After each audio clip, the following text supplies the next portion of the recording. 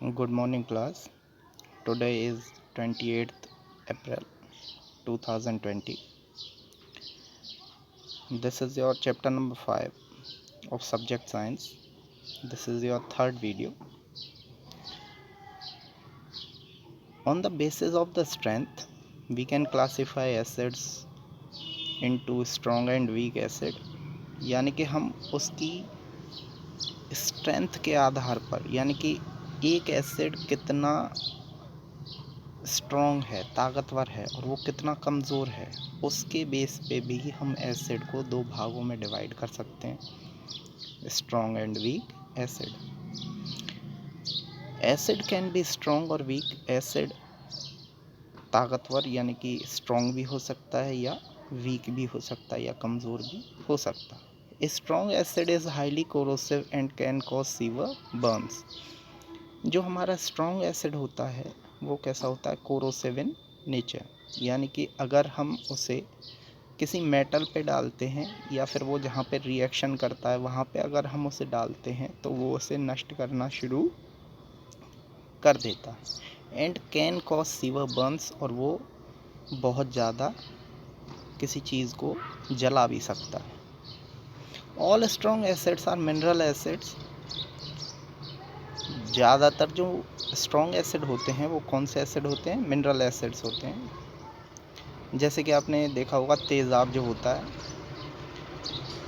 उसे आप अगर अपनी स्किन पर डालोगे तो वो क्या करेगा, आपकी स्किन को जलाना शुरू कर देगा. As you have read in to paper also, newspapers, आपने जैसे कि न्यूज़पेपर में पढ़ा होगा कि कुछ केसेस हो जाते हैं एसिड विक्टिम्स के. These acids are highly reactive towards metals and for that reason cannot be stored in metal container. जो एसिड होते हैं यानी कि जो अम्ल होते हैं वो मेटल से बहुत जल्दी रिएक्शन करते हैं, वो हाईली रिएक्टिव होते हैं धातु के प्रति, धातु जैसे कि लोहा. And for that reason can not be stored in metal container. और इसीलिए हम उन्हें धातु के जो कंटेनर्स होते हैं, आप इन्हें डिब्बे भी कह सकते हो, या स्टोर करने की, जिसमें हम स्टोर करते हैं किसी चीज़ को, जैसे कि आपने देखा होगा पिकल्स होता है, अचार होता है, हम उसे डिब्बे में स्टोर करते हैं. ऐसे ही हम एसिड को किसी मेटल कंटेनर में, धातु के किसी डिब्बे में स्टोर नहीं कर सकते. जैसे कि आपने कभी केमिस्ट्री लैब देखी हो, हमारे स्कूल में भी जो एसिड रखे हुए होते हैं वो हमेशा आपको ग्लास कंटेनर में ही मिलेंगे. Okay, they are either stored in glass और द सिरामिक कंटेनर्स. यानी कि हम एसिड को या तो ग्लास कंटेनर में रख सकते हैं या उसे सिरामिक कंटेनर में भी रख सकते हैं, बिकॉज क्योंकि ये ग्लास या सिरामिक से रिएक्शन नहीं करते. The mineral acid also act against cloth and would. और जो मिनरल एसिड होते हैं ये कपड़े या लकड़ी को भी जलाने की क्षमता रखते हैं या फिर उन्हें नष्ट करने की क्षमता रखते हैं. Hydrochloric acid, sulphuric acid and nitric acid are example of strong acid.